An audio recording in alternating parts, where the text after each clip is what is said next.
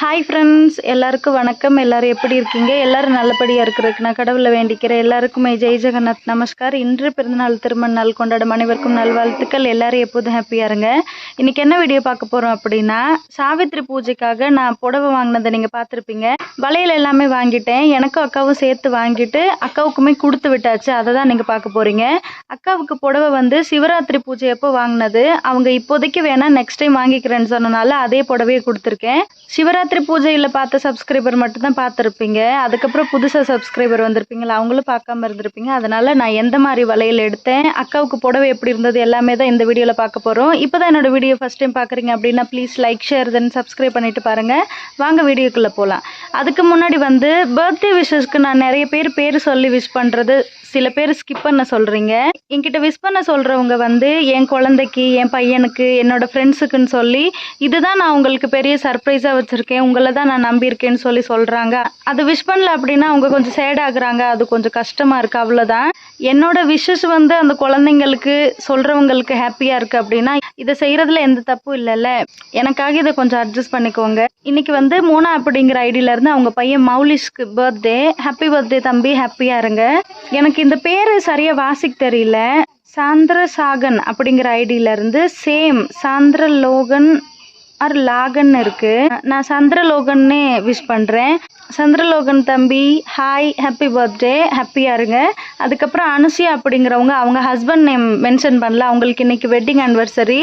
Happy wedding anniversary Anusuya, ஹாப்பியாக இருங்க. இன்றைக்கி காலைல டைம் ஒரு 9:30 இருக்குங்க. நான் கடைக்கு போய் ஃபார்ம் ஆயில் வாங்க போயிருந்தேன். பாப்பா வடை கேட்டிருந்தால அதான் பருப்பெல்லாம் ஊற வச்சுட்டேன். அந்த டைமில் தான் அந்த வளையல் விற்கிற நான் வந்திருந்தாங்க. ஆல்ரெடி 2 பேர் வாங்கிட்டு இருந்தாங்க. இருங்க நான் அந்த எண்ணெயை உள்ளே வச்சுட்டு வரேன்னு சொல்லியிருந்தேன். ஓகே ஃப்ரெண்ட்ஸ், இப்போ வந்து சாவித்திரி பூஜையில் வந்து பூஜை பண்ணி போடுறதுக்காகவே என்னென்ன வளையல் வாங்கணும், அது இல்லாமல் வேறு என்னென்ன வாங்குறேங்கிறத பார்க்கலாம். இந்த வளையலுக்கு பேர் கொத்திரி வளையல்னு சொல்லுவாங்க, சரிங்களா? இது வந்து வெங்கலத்தில் இருக்கும். இதை வந்து நிறைய பேர் ஒவ்வொரு கையிலையும் 5 வளையல் போட்டிருப்பாங்க. நான் வந்து 2 தான் போட்டிருப்பேன். ஏன்னா வெங்கல வளையல் அப்படிங்கிறனால இதுக்கு முன்னாடி ஒரு டைம் 4 வளையல் போட்டிருந்தேங்க. அடுப்பில் சமைச்சிட்டு இருக்கும்போது ஆவி அடிக்கும் இல்லைங்க, அதுலேயே அந்த அகபோலா வளையல்னு ஒரு வளையல் சொல்லுவேன். அது இதெல்லாம் கொஞ்சம் சூடாக இருக்குங்க. நல்லா வேர்க்கும் போது இந்த மாதிரி ஒதுக்கி வச்சுக்குவேன். அதனால் பொறியாக வந்து ஒரு மாதிரி இன்ஃபெக்ஷன் ஆகிடுச்சு. அதனால் மாமியார் உன் கைக்கு வந்து 4 வளையல் செட் ஆகாது, வெறும் 2 வளையலே போட்டுக்கோன்னு சொல்லிட்டாங்க. நான் அந்த கொத்திரி வளையல் எடுக்கும்போது 4 வளையல் எடுத்தீங்களா, எனக்கு 2 அக்காவுக்கு 2 அப்படி வளையல் என்ன இருக்காங்கல்ல, அவங்க வந்து 2 குங்கும பாக்கெட், அதுக்கப்புறம் 2 ஒல்தா பாக்கெட் அவங்களே ஒரு கவரில் எடுத்து போட்டு வச்சுருந்தாங்க. அதில் வந்து அந்த கொத்திரி வளையல் போட்டுட்டேன். இதுக்கப்புறம் வந்து மட்டி வளையல்னு சொல்லுவாங்க, மண்ணில் செஞ்சுருப்பாங்க. அதில் பெயிண்ட் அடித்து அதில் ஏதாவது டிசைன் வச்ச மாதிரி இருக்கும். இதுவுமே ரொம்ப மெயினுங்க. இந்த வருஷம் வந்து இந்த 2 டிசைன் வந்திருக்கு. இப்போ நான் ஒரு பாக்ஸ்லேருந்து வளையல் எடுத்தேன் இல்லைங்க, அதுக்கு பக்கத்தில் இருக்கிற பாக்ஸில் இருக்கிற டிசைன் வந்து போன வருஷமே நான் உங்ககிட்ட காமிச்சிருந்தேன். இங்கே பாருங்கள், இது வந்து போன டைம் காமிச்சிருந்தேன். ஆனால் அதை விட இது கொஞ்சம் பிரைட்டாக இருக்குங்களா, அதனால் இந்த ஃபஸ்ட்டு எடுத்த பாக்ஸ்லேருந்தே நான் 2 எடுத்துக்க போகிறேன். இருங்க அந்த டிசைனை நான் கவர்லேருந்து எடுத்து காமிக்கிறேன். ஒரு கையில் வீடியோ எடுத்துகிட்டு இருக்கேன், ஒரு கையில் மட்டும் கவர் ஓப்பன் பண்ணுறதுனால இப்படி கீழே விழுகுது. ஆனால் பார்க்குறதுக்கு இதுவுமே அழகாக இருந்தது. ஆனால் ஃபஸ்ட்டு எடுத்த பாக்ஸில் இருக்கிறது வந்து கொஞ்சம் பிரைட்டாக இருக்குது. அதனால் இப்போ நான் இந்த வளையல் தான் எடுக்க போகிறேன். சரி, எனக்கும் அக்காவுக்கும் சைஸ் பார்த்து எடுத்துகிட்டு அதுக்கப்புறம் உங்ககிட்ட காமிக்கிறேன். நான் இப்போ கையில் போட்டிருந்த ஒரு வளையல் கழட்டிட்டு அதில் தாங்க அளவு எடுத்தேன். அக்காவுக்கு வந்து கொஞ்சம் சின்ன சைஸு, எனக்கு வந்து அதை விட கொஞ்சம் பெருசு. உங்களுக்கு வீடியோவில் பார்க்குறதுக்கே டிஃப்ரெண்ட் நல்லா தெரியும்னு நினைக்கிறேன். இந்த மண் வளையலும் பூஜை பண்ணணும், கொத்திரி வளையலும் பூஜை பண்ணணும். நிறைய பேர் எடுத்தாங்களா, அதனால் அவர் எத்தனை பை கொண்டுட்டு வந்தாரோ அதெல்லாம் கீழே வச்சுட்டாருங்க. நாங்கள் அவசரம் இல்லாமல் பொறுமையாகவே எடுத்தோம். அதுக்கப்புறம் வந்து எனக்கு தோடு எடுக்கலாமேன்னு பார்த்தேன். ஏன்னா இப்போ வந்து பிளாஸ்டிக் தோடு சும்மா வெள்ளை கலரில் போட்டிருக்கேன்ல, இங்கே வந்து நார்மலாக கவரிங் தோடு தான் போடுவாங்க. அதனால் அந்த மாதிரி தேடினேன். எல்லாமே வளையமாக இருந்ததுங்களா, நான் எடுக்கவே இல்லை. நிறைய டிசைன் கீழே நல்லாயிருக்கும், ஆனால் மேலே வந்து பட்டன் இல்லாமல் வளையமாக இருக்கும், கொக்கியாக இருக்கும். அதனால் நான் தோடு எடுக்கலை. இவங்க எப்போதுமே நல்லா கொண்டுட்டு வருவாங்க. இந்த டைம் சாவித்திரி பூஜைக்காக அவங்க தனியாக பர்ச்சேஸ் பண்ணலையே என்னன்னு தெரியல, நல்லா இல்லை, அதனால் தோடு எடுக்கலை. நான் வந்து புதுசில் வாங்கின மண் வளையல் இதுதாங்க. இப்படி தான் இருக்கும். நான் வந்து ஒரு 3 வருஷம் மாதிரி இதே மாதிரி மண் வளையல் தான் வாங்கினேன். இப்போ இதை யாரும் அவ்வளோவா எடுக்கிறதில்ல. புதுசாக டிசைனாக வந்துருச்சுல, அதனால் அந்த மாதிரி எடுக்கிறாங்க. அதுக்கப்புறம் இங்கே பாருங்கள், நம்ம ஊரில் கிடைக்கிற செட்டு வளையல். இது வந்து 1 100 சொன்னாங்க. 2 செட்டாக தான் வரும், 1 செட்டாக வராதுன்னு சொல்லிட்டாங்க. அதை விட நாங்கள் கம்மாயில் தானே துவைக்கிறோம், ஈஸியாக உடஞ்சிரும். அந்த வளையல் எடுக்கல, வேற வளையல் தேடணும்.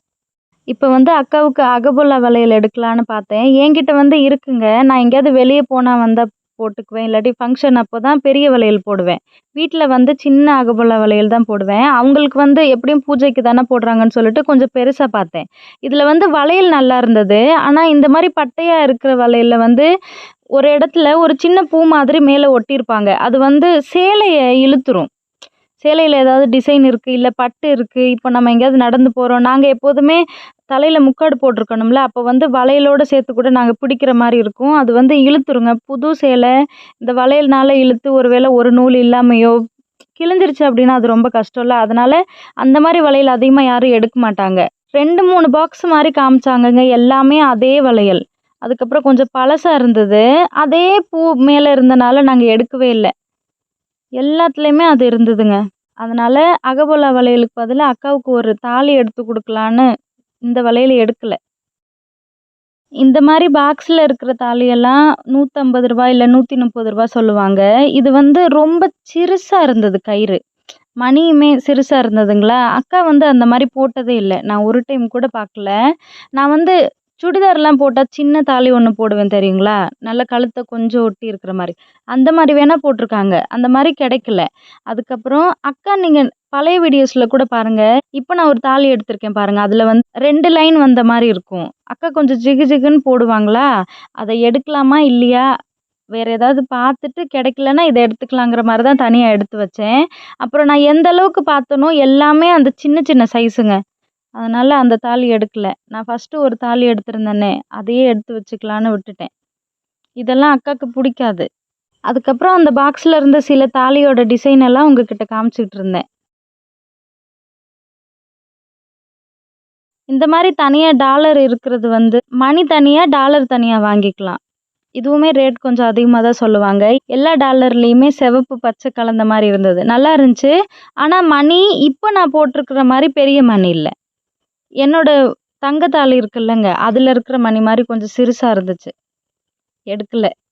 அதுக்கப்புறம் வந்து எப்போதுமே கண்ணாடி வளையல் ஒரு 2 வளையலாவது கையில போட்டிருக்கணும்னு சொல்லுவாங்கங்க. எவ்ளோ டிசைன் வளையல் போட்டாலும் கண்ணாடி வளையல் போடணும்னு பக்கத்து வீட்டுக்காரங்க சொல்லியிருக்காங்க.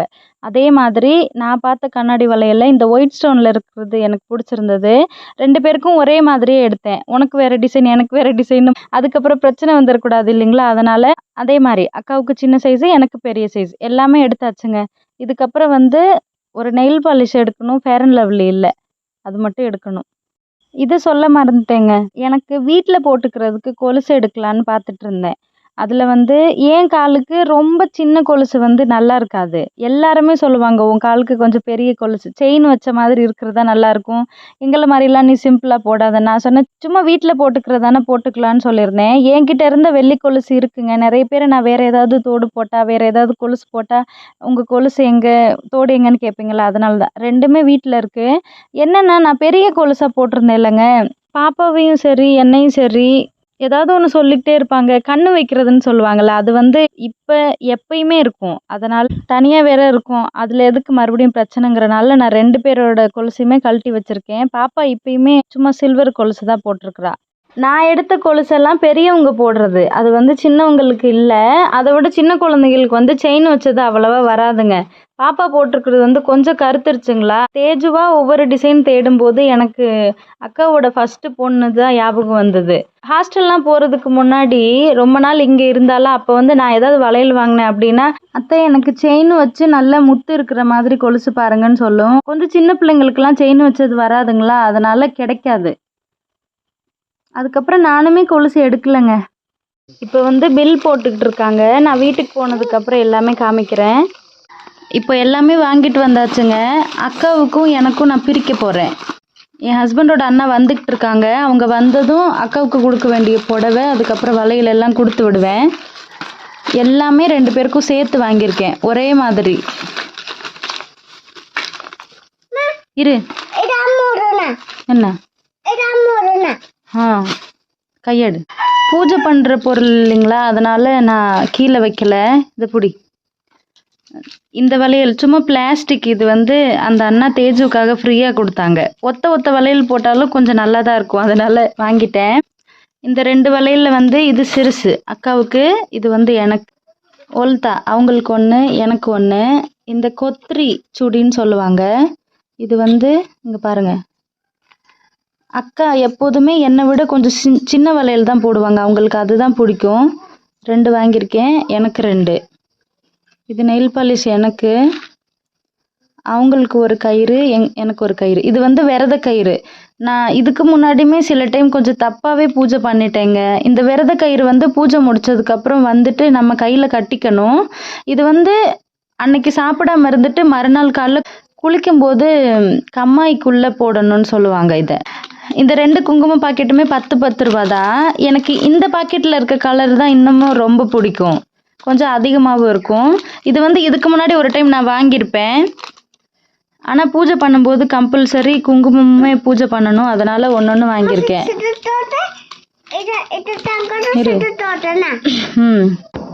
இதுதான் இந்த டைம் சாவித்திரி சுடி. மண் வளையல் நான் சொல்லியிருக்கேன் இல்லைங்க, அது. இது என்னோடது, இது அக்காவோடது, கொஞ்சம் சிறுசு. அதுக்கப்புறம் வந்து இந்த அகபோலா வளையல், நான் கூட ஃபஸ்ட்டில் ஒரு கோல்டன் கலர் வளையல் போட்டிருக்கேன் இல்லைங்க, அது வந்து அந்தளவுக்கு நல்லாவே இல்லைங்க. எல்லாமே கொஞ்சம் பழைய டிசைனாக வாங்கிட்டு வந்தாங்களா, கடனுக்குன்னு வாங்கி நல்லா இல்லாத கொடுத்துட்டாலும் பிரச்சனை. அதனால தான் அதுக்கு பதிலாக இந்த மங்கள் சுத்திரம் ஒன்று வாங்கினேன் அக்காவுக்காக. அக்கா அதிகமாக இந்த மாதிரி பெருசு போட்டு தான் நான் பார்த்துருக்கேன், என்ன மாதிரி ஒரே சிங்கிள் இந்த மாடல் போட்டதில்லை. இங்கே பாருங்கள், நான் வந்து இந்த மாதிரி ஒத்த மாலை போடுவேன், ஆனால் அவங்க அதிகமாக இந்த மாதிரி 2-3 தான் போடுவாங்க. அதனால் அவங்களுக்கு அந்த தாலி வாங்கியிருக்கேன். இது வந்து எனக்கு சாவித்திரி பூஜைக்காக இதுதான் வாங்கியிருக்கோம். மற்றதெல்லாம் இருக்கிற வளையலை வச்சு மேனேஜ் பண்ணிக்கலாம். சரி, அண்ணா வந்ததுக்கப்புறம் நான் அக்காவுக்கு கொடுத்து விடுவேன்ல, அப்போ உங்ககிட்ட காமிக்கிறேன். இப்போ வந்து பிரித்ததை 2 கவரில் தனித்தனியாக வச்சிடலாம். ஓகே, இப்போது இது வந்து அக்காவுக்கு, இது வந்து எனக்கு பிரித்து கட்டிட்டேன். நான் அக்காவுக்கு எடுத்திருந்த சேலை வச்சுருக்கேன் இல்லைங்க, அதையும் இப்போ உள்ளே வச்சிடுறேன், வாங்க காமிக்கிறேன். இதுதான் அக்காவுக்கு வாங்கின சேலை, 400 சில்லறன்னு நினைக்கிறேன், அவ்வளோவா எனக்கு ஞாபகம் இல்லை, ஆனால் 500க்குள்ளே அதை வாங்கினேன். இப்போ உள்ளே வச்சாச்சு. அண்ணா வந்துட்டாங்க. வரேன் அண்ணா, வரேன். அவங்க அதுக்கப்புறம் ஒரு சின்ன பையன் வந்திருந்தாங்க, சாப்பிட்றீங்களான்னு கேட்டேன். 2 பேருமே வேணான்னு சொல்லிட்டாங்க. அதுக்கப்புறம் இந்த அண்ணா கூட தான் ஒரு வேளை போக முடிஞ்சால் தமிழ்நாடுக்கு போகணுன்னு நான் வீடியோவில் சொல்லியிருந்தேன். இதுக்கப்புறம் டிக்கெட் கிடைக்குமா அண்ணா, போகலாமா, அதை பற்றி கொஞ்சம் பேசிக்கிட்டு இருந்தோம். என்னன்னு தெரியலங்க, இந்த டைம் தேஜு அண்ணா கிட்ட போகவே இல்லை. எப்போதுமே வந்து கூப்பிட்ட உடனே ஓடி போய் கட்டி பிடிச்சிக்குவா. இந்த அண்ணாவை தேஜுவுக்கு ரொம்ப பிடிக்கும். அவங்கள நான் தொடக்கூடாது, தூரத்தில் நின்று சாக்லேட் கொடுத்தாலாவது பக்கத்தில் வருவான்னு சொல்லிட்டு கூப்பிட்டு பார்த்தாங்க. பக்கத்தில் போகவே இல்லைங்க. இந்த டைம் ஒரு டைம் கூட தூக்கலை. அண்ணா ரொம்ப நேரமாக கம்பல் பண்ணிக்கிட்டே இருந்தாங்க. நானும் அவங்கள தொடக்கூடாது, நீ போமான்னு சொல்லிக்கிட்டே இருக்கேன், சுத்தமாக கேட்கல. அதுக்கப்புறம் அவங்களும் கிளம்பிட்டாங்க. நாங்கள் வழி அனுப்பி விட்டுட்டு வந்து வீட்டில் இருந்தோம். ஓகே ஃப்ரெண்ட்ஸ், பார்த்துருந்துருப்பீங்கன்னு நினைக்கிறேன். எனக்கு ஒரு 2-3 நாளைக்கு இருந்த கண்ணை விட இப்போ கொஞ்சம் கலர் மாறி இருக்கு. ஏன்னா அதுக்கு முன்னாடியெல்லாம் இப்படி பார்த்தேன் அப்படின்னா இங்கே அப்படியே வெள்ளை கலரில் இருந்தது, இப்போயுமே பாதி அப்படி தான் தெரியுது பாருங்கள்.